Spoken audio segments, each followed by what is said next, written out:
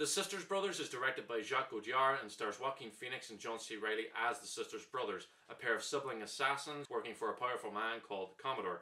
They're sent to find, torture and murder a chemist played by Riz Ahmed, who's developed a formula for finding gold in rivers, and who is also being followed by a private detective played by Jake Gyllenhaal. I found the trailer for this film to be very misleading. It seemed like it was going to be a quirky dark comedy of the kind that you get from the Coen brothers or maybe even Quentin Tarantino, and it was also billed as a western dark comedy, but I didn't really find anything funny in it. I mean, there are humorous scenes as there are in most films, but I mean, David Fincher doesn't direct dark comedies, but there are funny scenes in his films. So come on, hit me before I lose my nerve. Oh. Motherfucker! You hit me in the ear! The beginning also threw me off because when the opening titles are listing all the production companies that contributed to the creation of the film, there are just so many of them, and it took so long to list them all that it felt like a joke, like something you'd see in a spoof of independent films. The trailer also makes it seem like there's going to be a good bit of action, which there isn't, and the small amount of action that there is very minimalist. The opening gunfight is shot in the dark with the gunshots as the only light source, and there's another that's shot and edited so frantically that it seems intentionally confusing and hard to follow, and then there's another that we don't even see, and it's just the aftermath.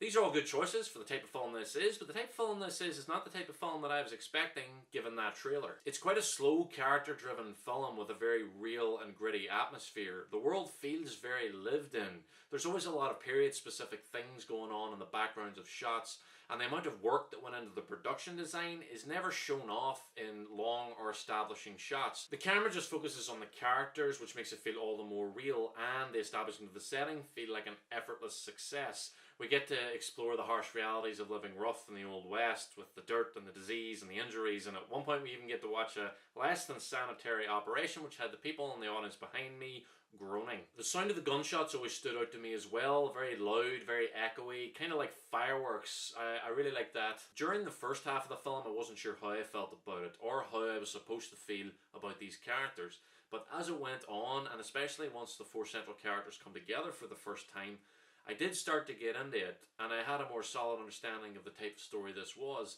And once that happened, all I could think about was of Mice and Men.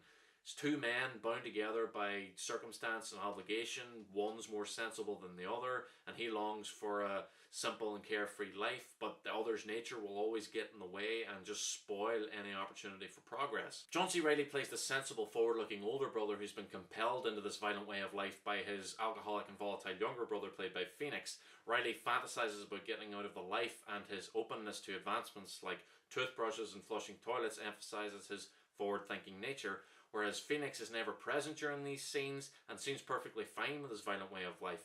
When he first arrives in the much more cosmopolitan location of San Francisco, he can only think about being able to get away with whatever he wants in a place that's this busy, and how easy it would be to kill someone here. There's a clash of worldviews between the two brothers, and although Reilly and Phoenix are a strange pairing, they do have great chemistry, and they're both very sympathetic, which is nice because characters like the one that Phoenix is playing can oftentimes be unpleasant and frustrating. A lot of westerns are about the decline of the Old West and how there's no place for the gunslinging way of life anymore. But this film is more about men realizing the absurdity of their choice to live this way and how there's really only one way that it can end, and it's not a pleasant one. Jake Gyllenhaal is fine, but what was that accent? Was it posh British? Was it upper class American? I think it was both at different times. It was very distracting and took away from what I think would have been a good performance, but it was nice to see him reunited with his co-star from Nightcrawler, but I haven't really liked Riz Ahmed in anything since Nightcrawler, and I didn't find him particularly sympathetic in this, even though he's probably playing the most honourable character in the film. I think it's just something about his voice, the way he speaks. I just don't like it. I don't know why. I'm going to give the Sisters Brothers an A-. I think that this is a must-see for big fans of the Western genre, which sadly I am not. But I liked the film once it sunk in that it wasn't going to be funny and that I could just enjoy the story that it was telling. Thank you very much for watching my review. Please like and subscribe. It helps the channel grow. And follow me on Twitter at LukeToTheMovies. Please comment down below and let me know if you've seen the Sisters Brothers and what you thought of it, if you liked it, disliked it, if you agree or disagree with any of my points, or if you have any points of your own. And I'll be back soon with more reviews, and I'll see you then.